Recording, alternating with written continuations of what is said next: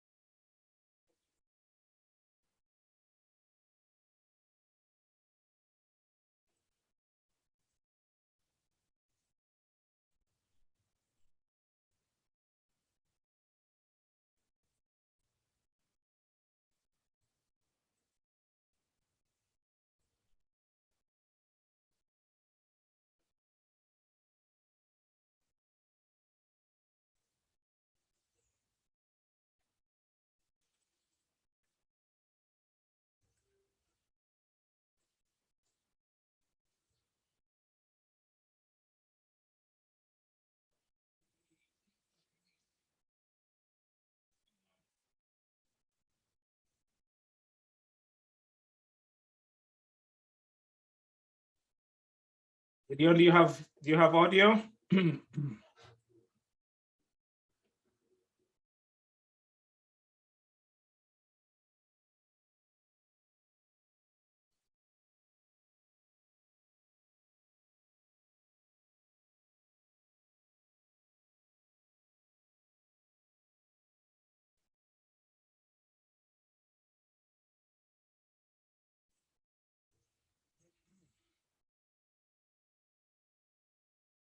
Hey, Yolanda. Hi, Kwesi. Hi. Afishapa. I think come back to you. I think to say Agile Gap. I can see it. Amen. Amen. What's going on? They are in their breakout rooms doing the icebreaker. Oh, okay, cool. So they've got about 2.5 minutes. So maybe you can join me. Just stay here. Let's stay here and welcome everyone. All right, cool. Yeah. How is your January been? Good, actually. Yeah. I kind of hit the ground running. Oh, that's great. Yeah, we work and everything, but I'm good. Yeah. Yeah. That's amazing. That's amazing. Yeah, it's been the same this end as well. Gideon left. Oh, Gideon, yeah, he didn't have audio. Welcome everyone. I see smiles. I think there's some smiles going on. Very quickly, how was it? Who found a match? Awesome. Yeah, Who found a match? Emmanuel I found found 3 matches. Yeah. Oh, Yeah, wow. I found a couple. Yeah, amazing. Amazing. Stop sharing. Sorry, too quickly. Sorry. Femi's very keen to go, so I'm not going to hold him up for too long. So I'm going to mute everyone if that's okay, and then we'll give Femi the platform. This is mine. You should be able to unmute yourself when you need to speak. So welcome everyone. Thank you very much. As maybe said, welcome to GAP. This is our first one. We have the wonderful pleasure of having Femi Odelusi with us. Femi is going to talk about who he is and everything else, but I'll just say a quick word about Femi. I've known Femi for a few years now. He's one of the inspirational coaches I know that I've been working with closely, collaborating with, networking with many different avenues, and he inspires me quite a lot, challenges my thinking quite a lot. He has a broader thinking, very good perspective, and I really, really appreciate him. And he said yes to us. So I was really excited when he said yes. So please welcome the infamous Femi to GAP. And Femi, over to you, sir. You're on mute. So Okay. There we go. Once again, good evening, everyone. What a great honor and a great privilege to be here. First speaker of the year 2022. Such a great privilege for me. Quite a few historical facts, and I'm sure everyone knows this already, but it's worth reiterating it. My brother is the first Black African who became a Scrum Alliance CTC, a CEC, and an ICF, International Coaching Federation, PCC, the first Black man to attain that status. Can anyone guess who that my brother is? You can unmute yourselves or you can put it in chat. That brother is you, isn't it? Nope. No, that brother is Kwesi. Kwesi. Oh. Can everybody please give a big round of applause to Kwesi for being the pioneer, the inspiration for us to follow. And I emphasize the inspiration for us to follow because I hope that the journey will continue for those who are already on the journey, and for those who haven't started, that they will commence their journey. Now, before I go into today's conversation about bringing coaching values, ethics, and competencies to Agile coaching, I just want to take us back on a journey of 400 plus years ago. And this is a journey that I had some exposure to when I was just a teenager.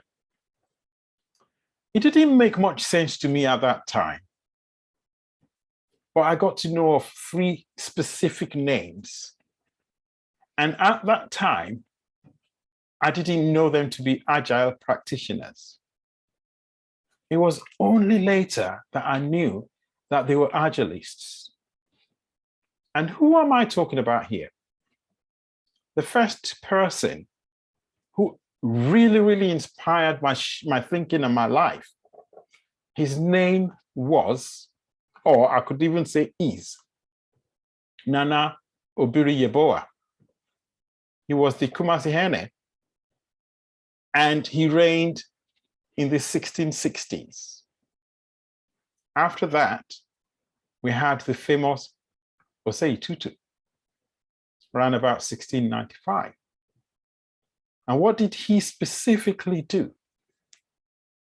The golden stool of Asante, the unifying symbol that brought people together. And the third person, Opokuwari, 1700s. After him, there was another Opokuwari II in the 1900s. Now, what is the significance of all these three specific individuals? They built empires. They created wealth. Almost every wealthy nation in the world of today built their wealth on the Gold Coast. The gold that comes from what we now call Ghana.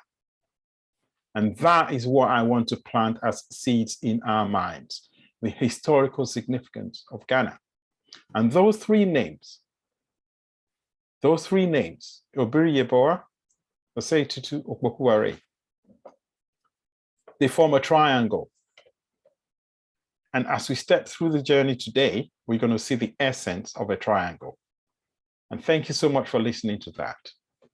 Now, about me, what more can I say? Kwasi has already introduced me. But I just want to mention two things or three things that have been a bit of an achievement for me in 2022. I'm going to be speaking at the first ever regional Scrum gathering for Egypt and the Middle East. And that will take place in March. I'm a co-organizer for the regional Scrum gathering of Nigeria, the first ever in West Africa. And that's taking place in partnership with Scrum Alliance. I'm a co-organizer of Africa Agile Coaching Circle. A bit of some fun facts there. How did I get involved in Africa Agile Coaching Circle? Again, my brother dragged me into it. Kwasi said, Femi, come on, let's go. And he said, right, you're going to be a co-organizer. And since then, I've carried that mantle. Just a few more things about me. I'm not going to bother reading it. And by the way, this slide deck will be available after the event so that you can spend time, reflecting on the content. It's quite rich, so we're not going to have time to go through every single line. So I just thought I'd make you aware of that. A few acknowledgements that I'd like to call out. Now, in the past 2 years or so, the world has changed. People have been impacted in so many different ways. And I always like to acknowledge all of us for the solidarity and the collaboration that we've come up with to keep us going. And we are getting through. I'd like to acknowledge Scrum Alliance and the Scrum user groups for making this happen. Quite a lot more to come about the Scrum Alliance later. I'd like to mention my coaches, my mentors. Some of them are here today. I don't need to mention their name again because I've mentioned them several times. My mentees are my support groups. They keep me going. Coaching organizations. Now, there are quite a few that we're going to talk about later. My co-workers, my LinkedIn connections from diverse backgrounds and walks of life. And this also includes my family. Some of my family members are here today. They know themselves. And finally, again, big thanks to Kwasi and the gap. We are here today to fill this gap. So I just want us to do this very, very quickly. We can do this in chat, actually. 5 seconds of self-reflection. What are you thankful for? Drop stuff in chat, whatever you're thankful for.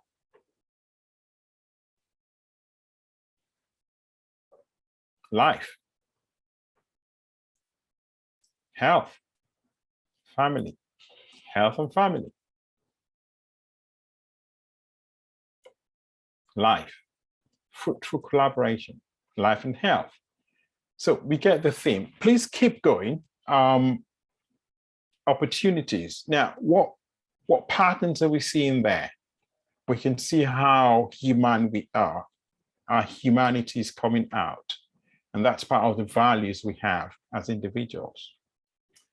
Let's get going. On to today's topic. What is coaching? What is it? Almost every organization that offers coaching uses the International Coaching Federation, which I will, from this moment, call ICF, as the benchmark for defining what coaching is. Now, please hang on to that very word, benchmark. ICF defines coaching as partnering with clients in a thought-provoking and creative process that inspires them to maximize their potential and, they maximize their personal and professional potential. Now, later on when we self-reflect, please hang on to every word that is bolded there, because they are extremely significant. Right, coaching, a massive topic that sometimes can be shrouded in a bit of mystery. What is it? It's only recently that we're beginning to understand exactly what coaching is. Not just by the definition from the ICF, but how it's become professionalized. Across the whole world, there are 3 major coaching professional bodies. In no specific order, you've got the Association for Coaching, and then you've got the European Mentoring and Coaching Council, which henceforth I will call EMCC, and you've got the ICF. Between these 3 bodies, they have formed an alliance, which is called the GCMA, Global Coaching Mentoring Alliance. Now, there will be a lot of people in their minds who will be thinking, yeah, but what about this, and what about that, and what about that? Across the whole world, these 3 are the main professional coaching bodies. Much of their work has been focused on defining skills and competencies that coaches should have. And they also provide structure for ethics and contracting and provide a central point for development of best practices. GCMA was formed in 2012, not in the 19s, in 2012. And they have one sole objective. And that objective is to work alongside other coaching and mentoring bodies with a view to providing a shared view of practice of professional coaching. GCMA is not a body on its own. It's just an alliance, an umbrella. Okay? Now, apart from these 3, there are other professional coaching bodies. Some of them have a big question mark around them, whether or not they are a big professional coaching body. Again, coaching is an emerging profession. The ones that are solidified so far are the 3 bodies we referred to earlier on. We have APEX, which is the Association for Professional Executive Coaching and Supervision. you have IAP, C, and N, which is the International Authority for Professional Coaching and Mentoring. And then you have the leadership circle, question mark, because some people will say, is that a body? Question mark, holds that thought. And then in the two black shades, you've got CRR Global and Coactive Training Institute. Are they bodies? Question mark. Some of us know the answers, but we don't know fully yet. Now, apart from those professional coaching bodies, we have Agile coaching professional bodies. Top among them, and the first Agile professional coaching body is Scrum Alliance, the sponsor of today's event, or of the Scrum user group. And then secondly, you've got IC Agile. Now, I've got there Scrum Inc. Again, question mark.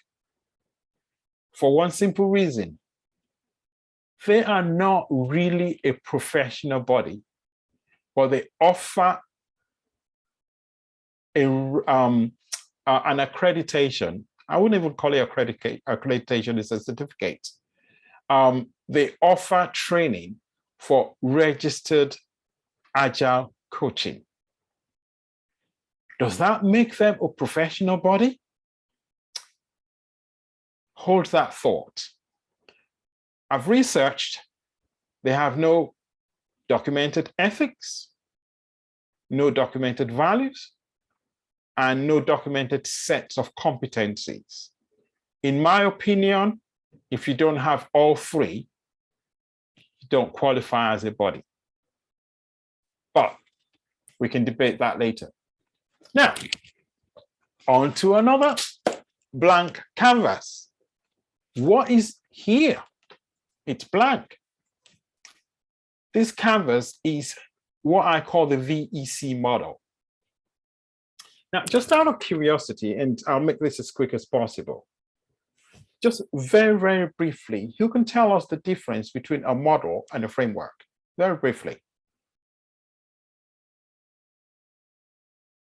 We've got 10 seconds.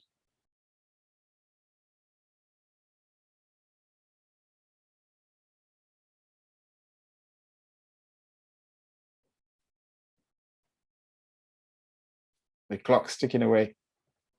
Okay, let's go.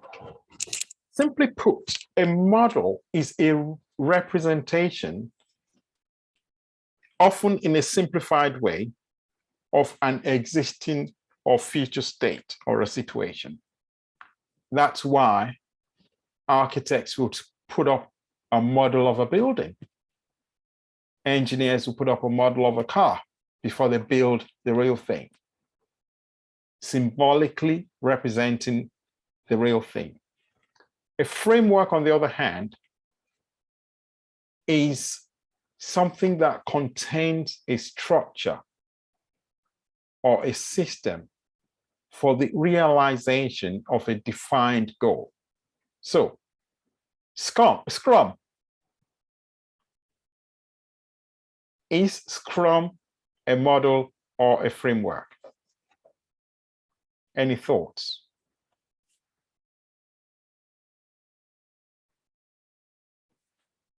Thoughts in chat? Scrum is a framework. Framework. Absolutely correct. It's a framework. So I've put together this model that I call VEC. The V stands for values, E stands for ethics, and C stands for competencies. Another question, out of these three, which of them is the most important element?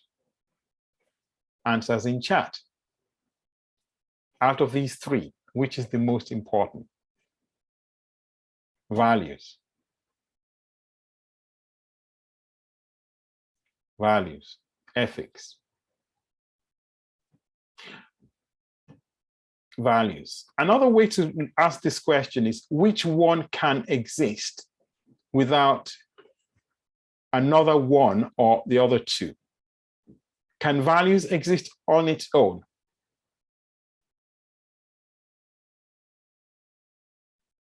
Ethics, values. If we think about the triangle we had at the beginning, can one exist without the other or the other two? No. For a triangle to be perfect triangle, you need all three angles to be there. Otherwise, it's not a triangle. And exactly the same thing applies in the coaching model. In the world of coaching, if you remove values or ethics or competencies and leave the other two, you don't have a coaching model. Now, this model, VEC, is what now translates into the coaching framework. Yeah? So the model exists to create the framework. Let's move on. And we're going to start looking at each of the three elements.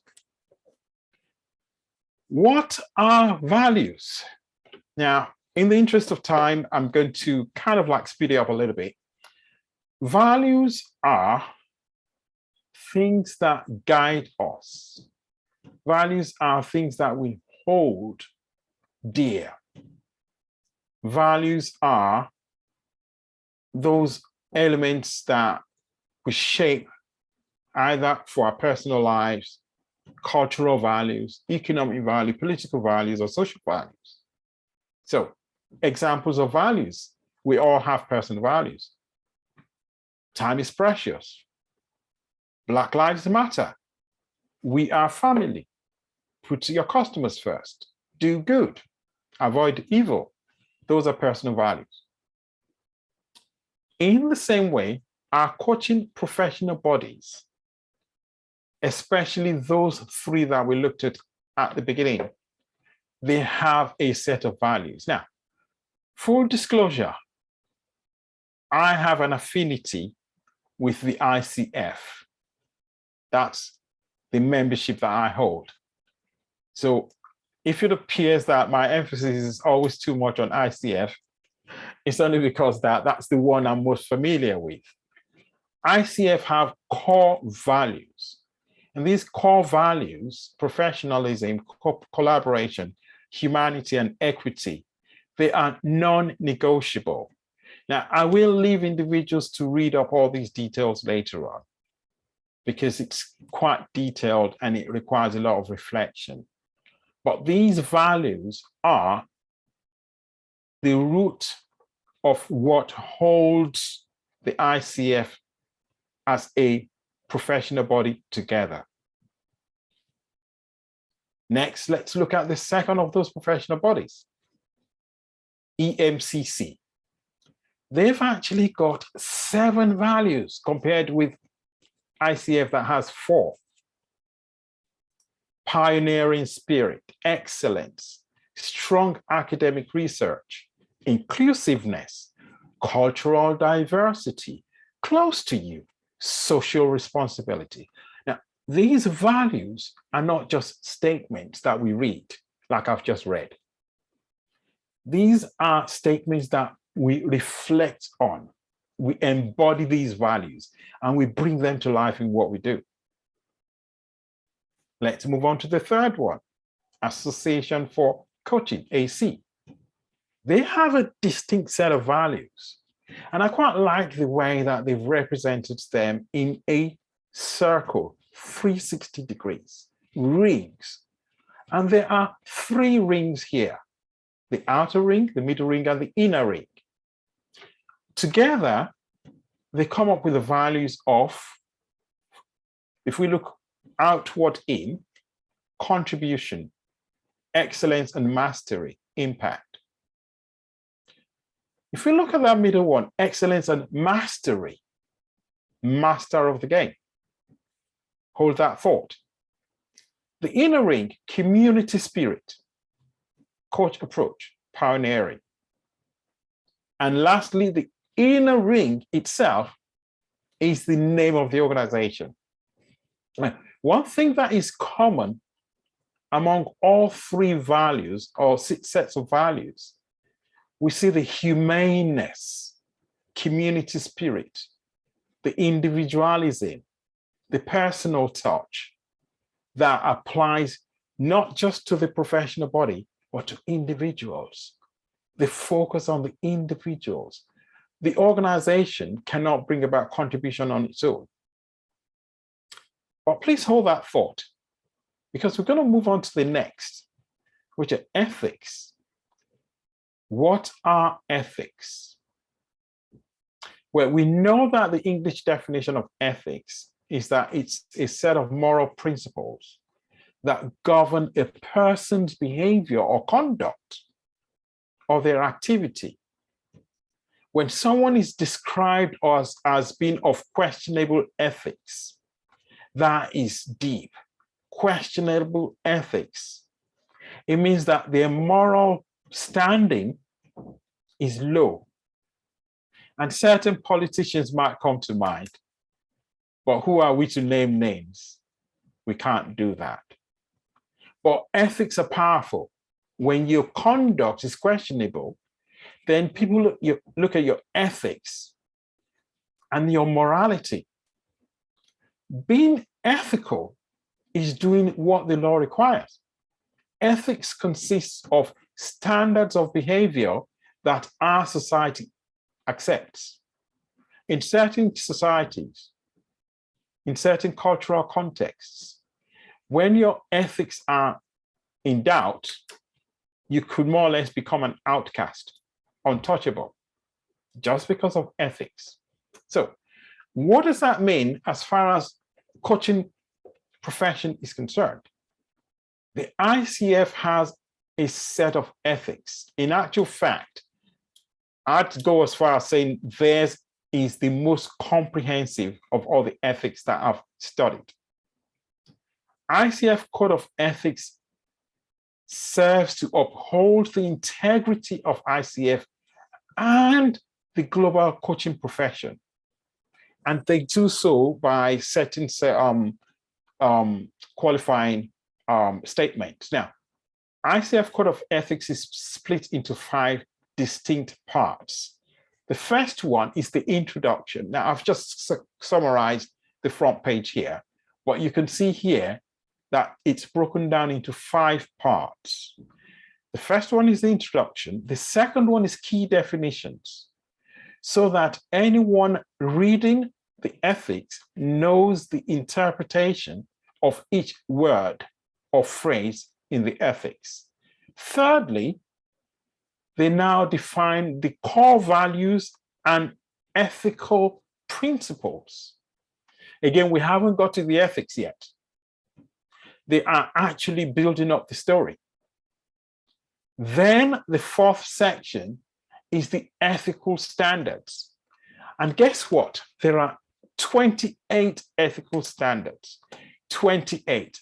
And I can see Kwasi smiling, because to get to ACC or PCC of the International Coaching Federation, you have to demonstrate these ethical standards. Not memorizing them. Oh, no. It's not something you recite. You demonstrate them. The 28 standards are split into 5 sections. Responsibility to clients, responsibility to practice and performance, responsibility to professionalism, and responsibility to society. You cannot escape. And then the last section, which is part 5. And here's the thing. It's called the pledge. Now, I remember when I used to be a Boy Scout. They used to make us make a pledge. On my honor, I promise to do my best, to do my duty, and so on and so forth. ICF don't require you to stand up and raise your hand, but they require you to sign a pledge by ticking a box that I hereby agree to abide by the standards and the code of ethics And if I breach, I agree that ICF may hold me accountable for doing so. Okay? Now, here's the thing about the other bodies. This is EMCC, European Mentoring Coaching Council and Coaching Council. They've also got 5 parts, more or less similar, but different wordings. Terminology, working with clients, professional conduct, excellent practice. And then this is the difference between ICF and EMCC. They now have signatory bodies to the Global Code of Ethics. Proactively, organizations sign to those ethics. Very important. And then here's a list of some organizations that have signed up to EMCC Code of Ethics. Why have they signed up? Why are they signatories? Because they want to promote their own organizational integrity. Some of them are not as powerful as ICF, but by signing up as signatories, then their integrity is certain. And then the last one is Association for Coaching. Again, you can see here, apologies for the small font. Yeah, but please, when you look at it later on, similar to ICF and EMCC, you have 5 sections. Again, terminology. Now, why is it important to explain terminology? As a coach, I know why. It's because you cannot say later on that I didn't know.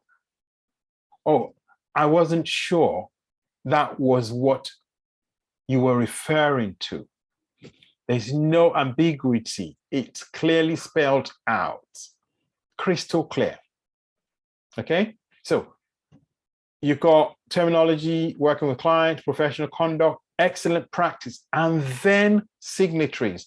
Now, similar to what we saw, Association for Coaching is actually a signatory to EMCC. We saw that on the previous page. Now, we've looked at values. We've looked at ethics.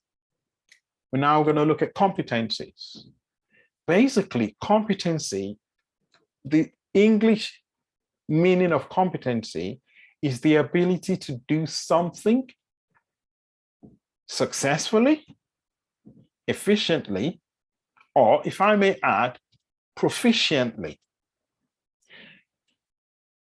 We've heard people being described as or referred to as being incompetent. Wow.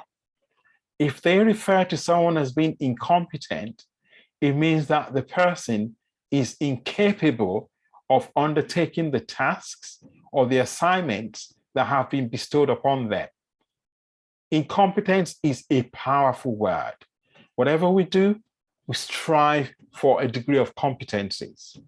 Now, of all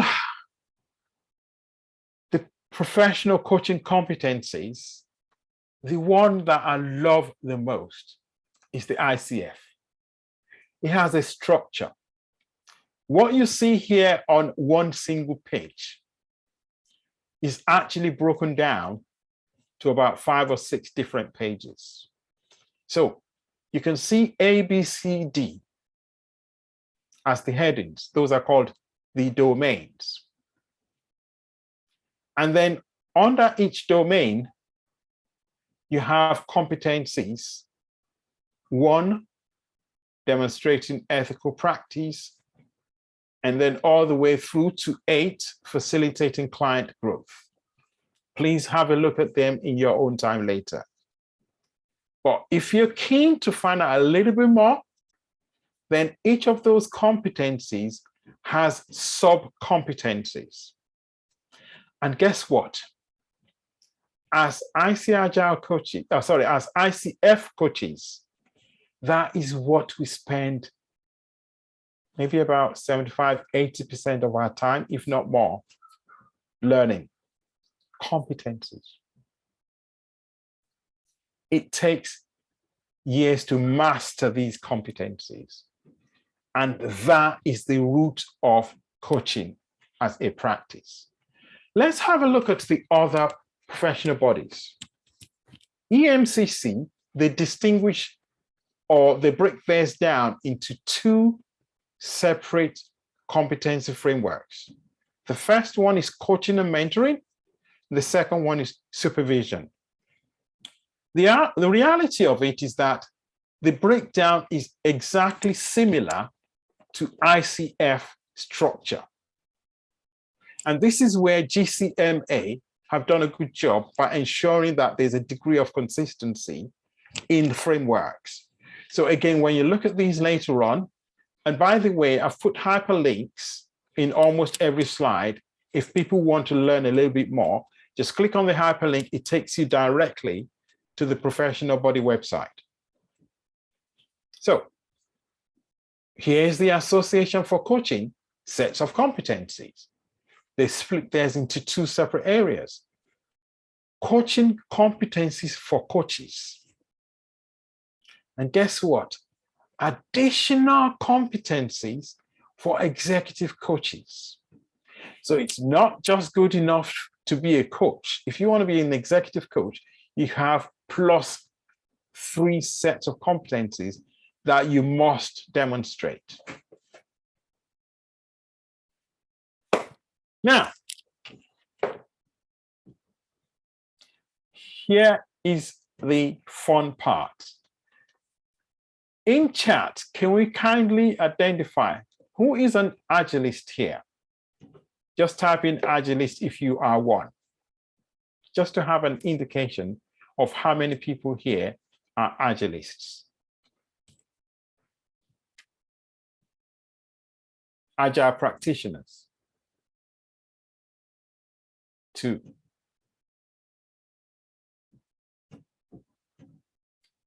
Got 3. And more.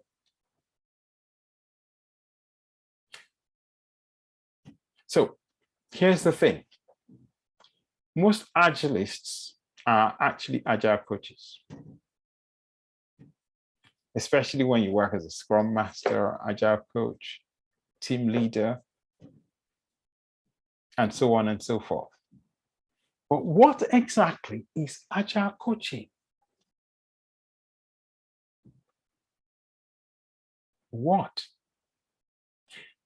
Just moving on briefly, there was some workshop that took place a few years ago. I think it was actually a gathering. John Barrett and a few other people, Ricard Jones, I forget, about 9 or 10 people.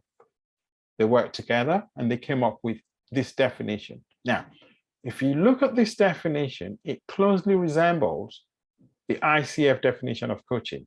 Very, very closely resembles it. Agile coaching is a collaboration with people in a thought-provoking and creative journey using coaching approaches with an agile mindset and principles to help individuals, teams, and organizations to be the best they can be. Now, it's pretty much the same as the ICF definition with the addition of agile mindset. How is agile coaching demonstrated? A while back, there was one of the authorities in the agile world, Lisa Atkins and Michael Spade. Again, collaboratively, they produced this model, and it has been adopted as one of the most authoritative models in agile coaching. It's called the X-Wing model. And all it does basically is demonstrate that agile coaching is more than just coaching. It's all of what you see here in this X-Wing. I like that word, that phrase, X-Wing. But if you notice, oops, sorry, go back. If you notice, one out of the whole lot is referring to professional coaching. And it says partnering with clients in the way that ICF defines coaching. Everything else in that X-wing model is an addition to professional coaching. Yeah, let's hold that thought and dig in a little bit more. What is Agile coaching? Now, there's a story by someone, he goes by the name Toby Sinclair. I put a link to his YouTube video there. In your own time, please watch it. It's about 5-6 minutes long. Around about 2016. Now, Toby is an Agile coach, but he's also a professional coach. Around about 2016, he was happily doing his job as an Agile coach. So one evening, he went to a meetup group, just like this meetup group. He went to a meetup group, and the topic that they were discussing was professional coaching. And he listened intently, self-reflectively, and started to become self-aware. And then he came to a realization from that meetup that he had a very good understanding of Agile, but he said in his own words that he had a very shallow understanding of professional coaching. That realization is now very common amongst coaches. It's easy to make assumptions about what coaching is and what it isn't. Now, this problem is also partly due to how Agile coaching has been defined. Some of you may know the coach trainer by the name of Bob Gaden. I've put a link to his article here. And he summarized in one sentence that Agile coaches need more than coaching skills. We're not just there to talk about JIRA, and we're not there to support stand-ups and other ceremonies. As Agile coaches, we need more than just Agile knowledge. We need proper coaching skills. Lisa Atkins wrote a book, Coaching Agile Teams, very powerful book. If there's one book you want to read, that is definitely the book you want to get hold of. So let's carry on talking about Agile coaching. When we looked at the X-wing model, we clearly saw there that working in an Agile environment is the principal domain of Agile coaches. But it's not just one thing. You have Agile enterprise coaching, and you have Agile team coaching. I pause there because I want to ask a question very quickly in chat. What else, aside from enterprise coaching and team coaching, what else falls under that umbrella of Agile coaching? So we're talking about a specific type now. Any thoughts in chat?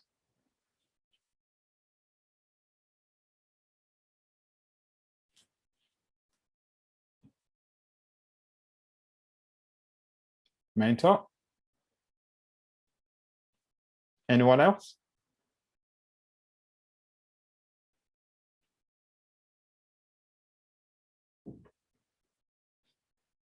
Supervisor.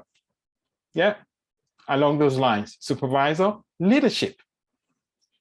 Leadership, very powerful. Now, when you look at the Scrum Alliance, they actually have a dedicated program called Certified Agile Leadership.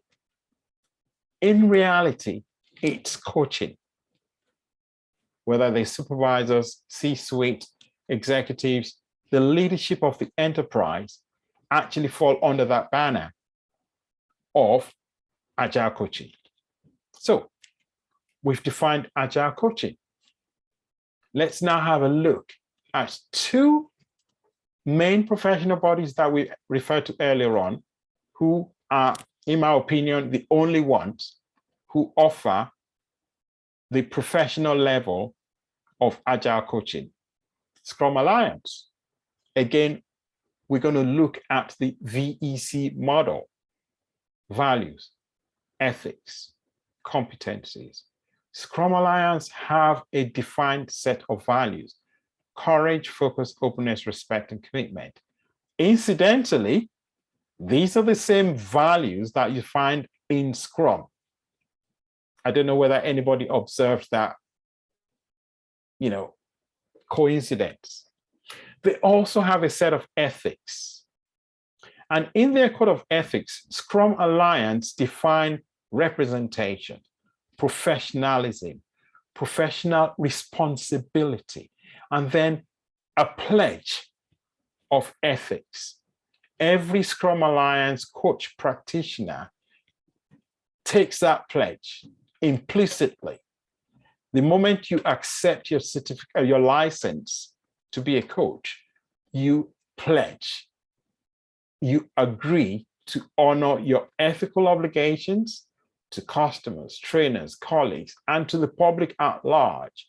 So if someone is a professional coach with Scrum Alliance and their integrity in society is jeopardized, they can have their license withdrawn.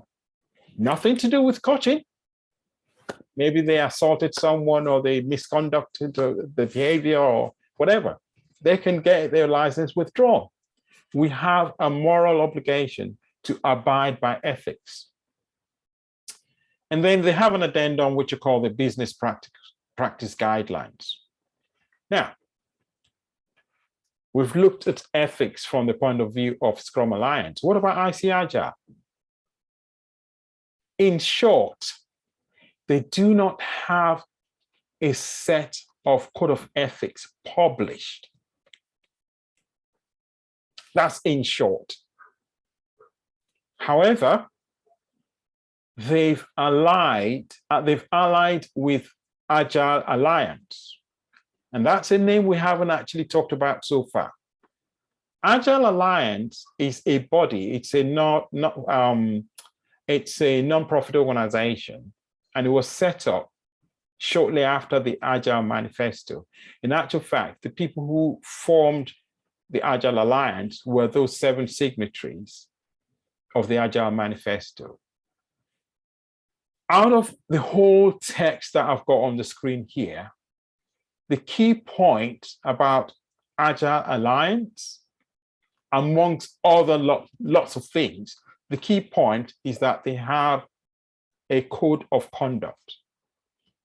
And this code of conduct is something that all Agile practitioners, not just Agile coaches, no, not just Agile coaches, all Agile practitioners are expected to abide by the Agile Alliance Code of Conduct.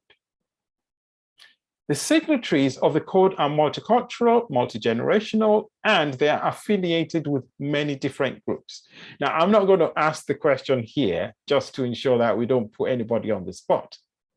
But so many Agile practitioners are not even aware of the existence of the code of conduct by Agile Alliance. So one of the things that we might take away from ourselves today is how we're going to make sure that we abide by the Alliance.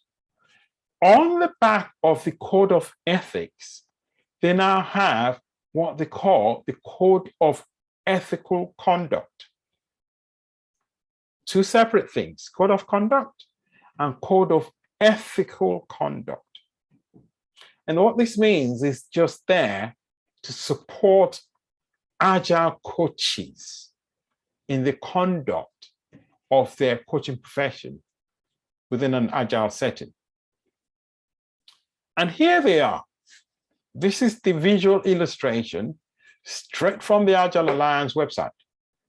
There are 9 different ethical statements that Agile coaches commit themselves to: confidentiality, acting within ability, introspection, navigating conflict, ensuring value in relationships, social responsibility, agreeing on boundaries, resist the abuse of power. Now, very, very quick question on number 7, agreeing on boundaries.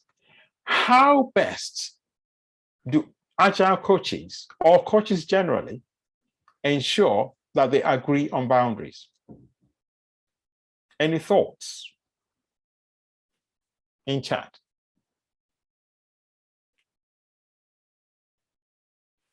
Wow, contracting. That's the answer. Simple, obvious, but sometimes overlooked.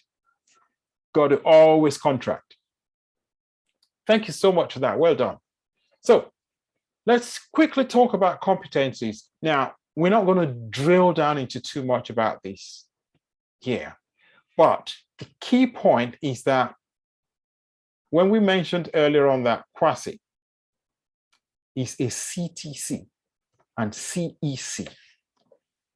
Some people will say, yeah, well, so what? And you know, I happen to be a CTC. So what? The so what is, before you can get that status, you demonstrate a set of competencies. Irrefutable, undisputed competencies. I don't know whether people are familiar with the Johari window. Conscious incompetence, conscious competencies. Sometimes we go around these windows, but whatever we do, there's no such thing as an unconscious competence for a professional coach. To get to CEC or CTC, you are consciously competent. And that's one key point that we need to hold on to as far as Scrum Alliance competencies are concerned. On this slide here, when I talk about Agile coaching competencies, we look at it from the point of view of 5 different areas: Agile and Lean, thinking and mobility, facilitation, education, and servant leadership.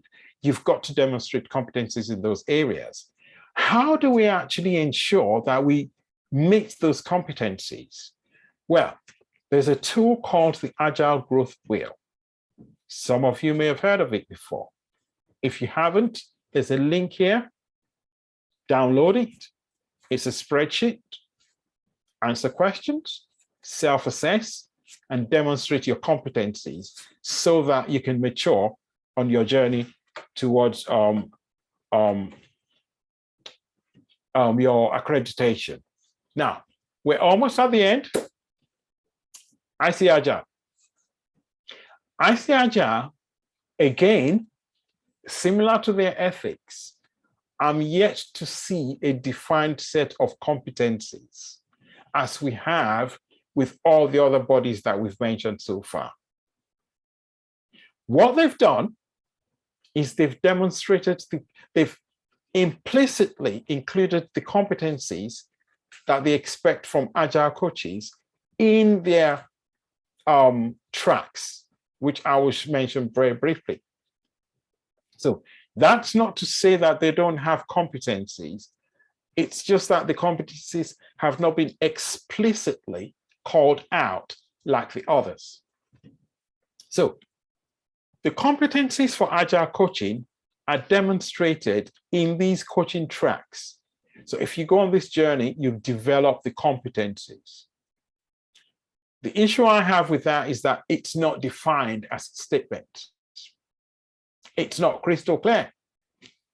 The same thing with enterprise coaching. It's not crystal clear. It's manifested and acquired and demonstrated on that coaching journey. So, what next? How do we raise the profile and align values, ethics, competencies for agile coaching with professional coaching and extending it beyond what it is and where it is in the world of today. What do we do? Keen to hear your views and perspectives. Let's use the chat. Let's just put our ideas down. So whilst you're reflecting on that, I'm just going to add a few more sentences. From my personal point of view, I think individual agile coaches should sign up to the Agile Alliance code. If you visit the Agile Alliance website and take positive steps to sign up to that code so that you can demonstrate the code of conduct and the code of ethical conduct. Coaching professionals are expected to showcase and propagate all professional values in all their interactions, and this must now include agile coaches. Ethics and competencies are attitudes of mind. Let's demonstrate them. And last suggestion for me is that agile coaching bodies that do not have their own prescribed code of ethics or competencies can sign up to GMAC or Scrum Alliance Code of Ethics. So there you have it. Let's take the next 10 seconds or thereabouts to reflect on what we've rushed through. And here you see thanks popping up to you, because I thank you so much for listening to me. Before I hand over to Kwasi, let's just spend those few seconds to self-reflect.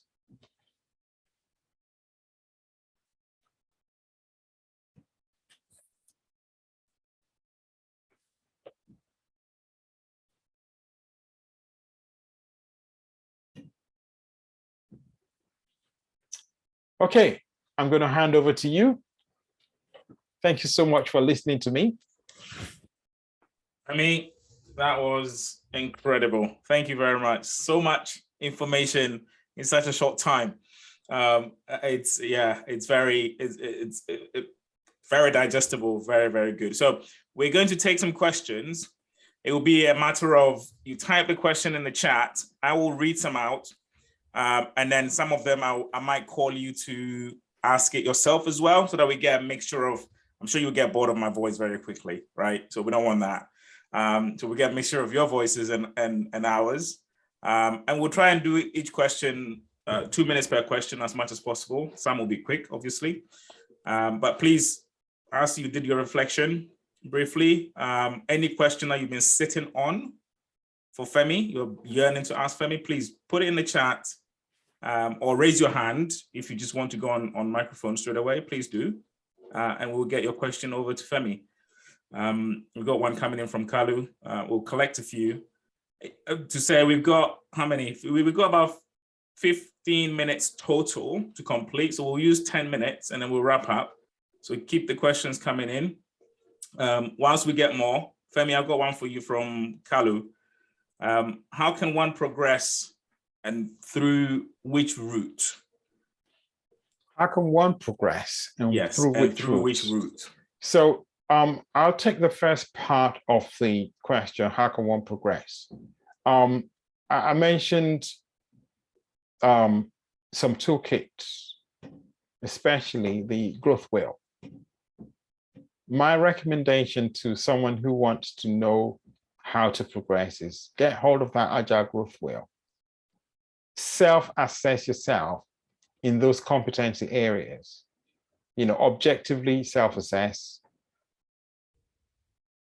Get an idea of what gaps you have, and then work with a mentor on how best to go about filling those gaps. And then secondly, through which route? The short answer to through which route is there is no one defined route. There are as many routes to get to a destination as possible. My advice, again, unfortunately, work with a mentor. A mentor would guide you on which route you would choose for yourself. but they would only guide you on your route, not tell you which route. I hope that answers the question. Right words. Thank you, Femi. Idris, would you like to ask your question, or should I ask it for you? Either way. Yeah, okay, I'll take it. Yeah. There you are. Yeah, so thank you very much, Femi. Wonderful and very insightful, I was just going to ask, what's the pathway to becoming a CTC or CAC? So it's either Femi or Kwasi, but then, I think it's something I'm actually interested in as well. And I can add a little bit, but I'm sure Kwasi been the senior advocate on the forum. The pathway is fairly straightforward. For those who start the journey as either a Scrum Master or product owner, it's clearly straightforward. If you do CSM or CSPO, then you take the corresponding advanced course, and then along your practical experience, you take the professional course corresponding CSPSM or CSPPO. And I emphasize practical experience because there's no shortcut to get into that level of developing and demonstrating the competencies if you don't have a practical experience.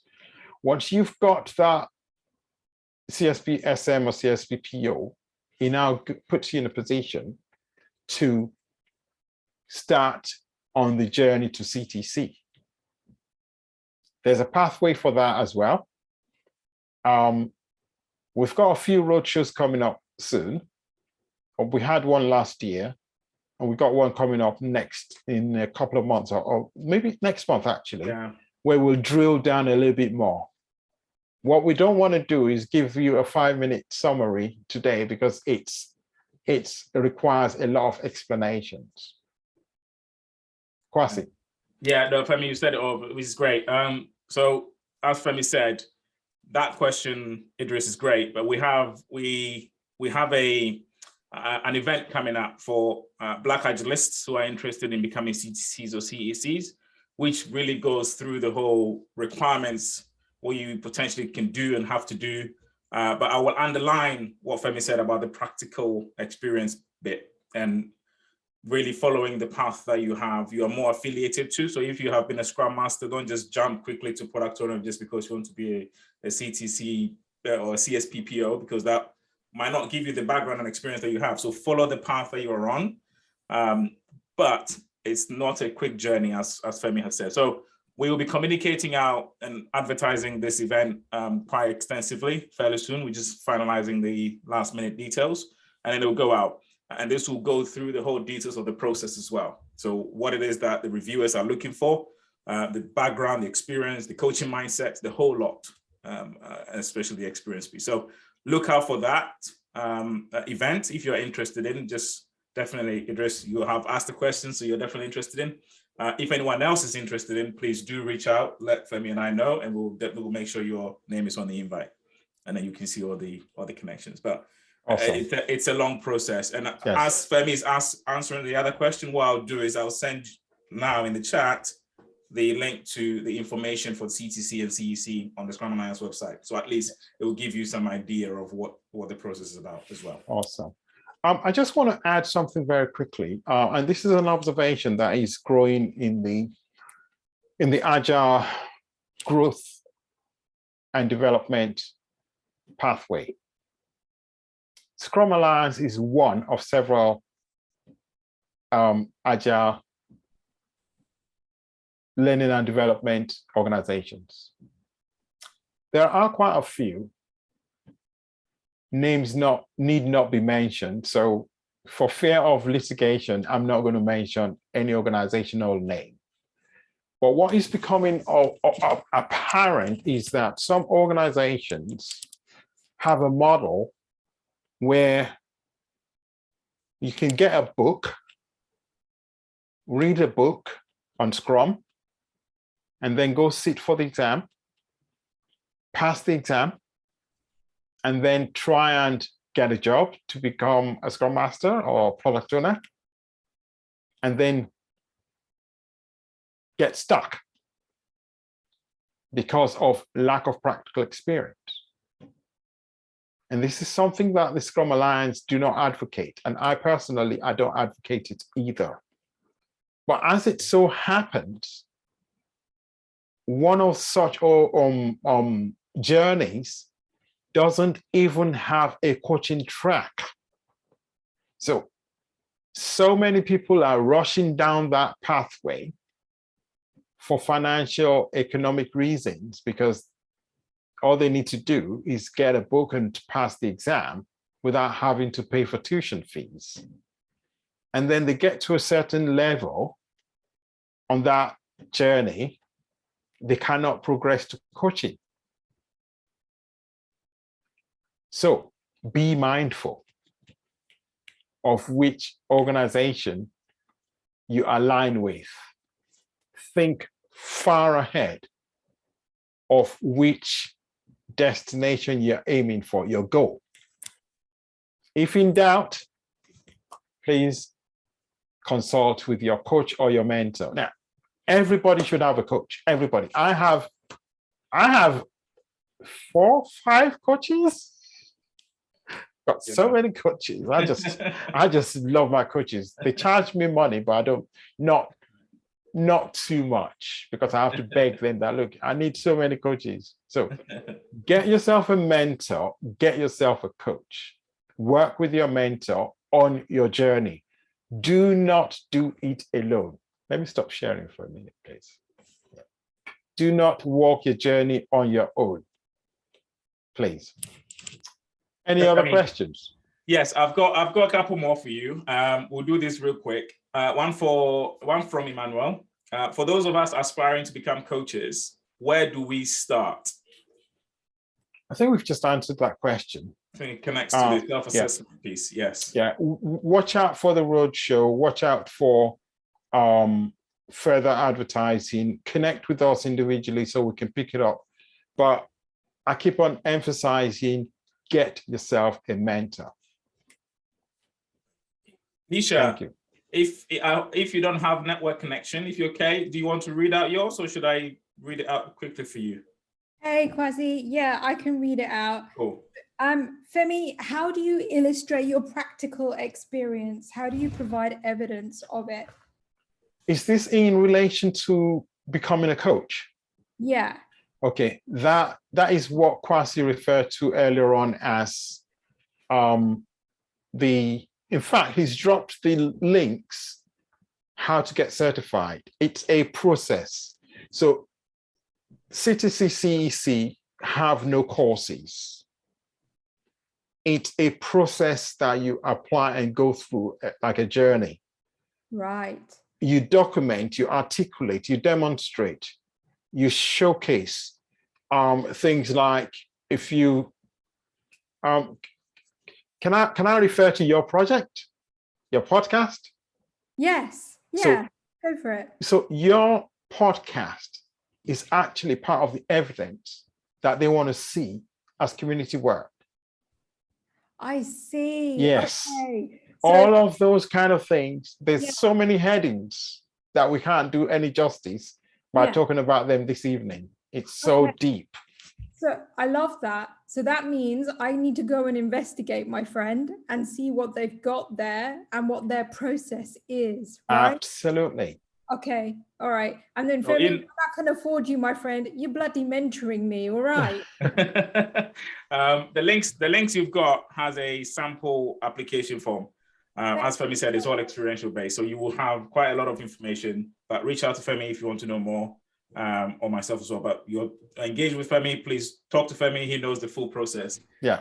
But what I would say is that because we now find ourselves that time has a premium, we find out that we're having lots of different conversations at different times with different people. So what we're doing is we're bringing everybody together in one session. So maybe 20, 30, 50 people, we bring everyone together. We can spend, I don't know how long we're going to spend, 1 hour, 2 hours, 3 hours. And from there, we have all the coaches in the Black Agilist coaches will be together. I think Carlin knows Brandon. So Yes. Brandon is one of us. So we'll take an approach that best suits us. We don't know yet. It could be that we're going to have a group of people. Maybe I'll take 5, Kwasi take 6. We don't know yet, but we'll figure it out. And then we'll work together collaboratively. Last question for you, Femi, and then we'll wrap. Apart from Agile coaching certification, should an Agile coach also have a professional coaching certification, like life career coach? Right. I have an issue with something. When Fatma, please don't think this is directed to you in a not so positive way. Agile coaching and certification, or actually, sorry, scrap that. Coaching and certification are 2 different things. Certification is just a piece of paper or a digital badge that says you've been on a journey. The actual competencies and the journey, the experiential journey that you go on is worth a lot more than the certification. Now, if I understand the question correctly, and please help me if I haven't understood it correctly, should an Agile coach also have a professional coaching certification? Short answer is this: everyone decides what it is they want. There is no mandate that you must do this or you must have that. You do your own analysis through the growth wheel, through your self-assessment, self-reflection, self-awareness, and you determine which it is you want.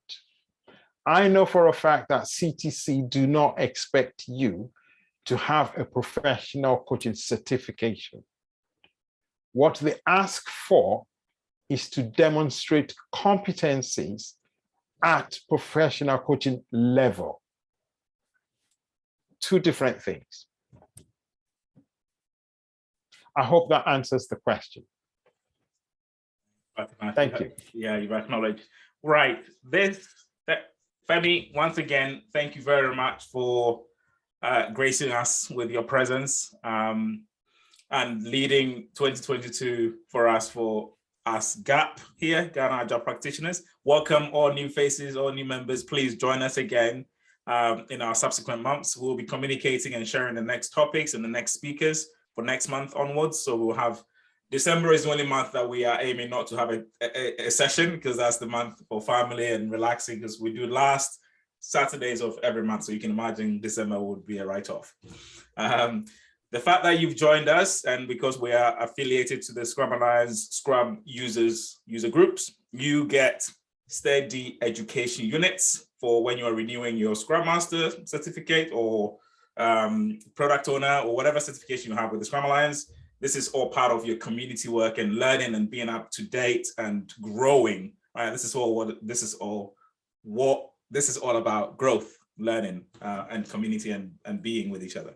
So welcome to GAP. Thank you for being with us. We also have a Telegram channel where the recording will go on. We have a LinkedIn group. Emmanuel, thank you for sharing that.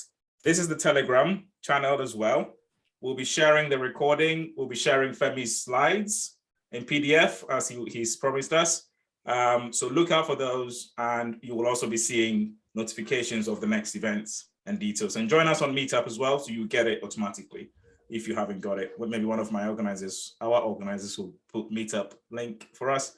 But thank you very much. It's been a pleasure to have you. And Femi, thank you again. Thank you so much for having me. And I wish everyone a very, very happy weekend. Thank you so much. You too. Everyone have a great weekend. Thank you. See you next month.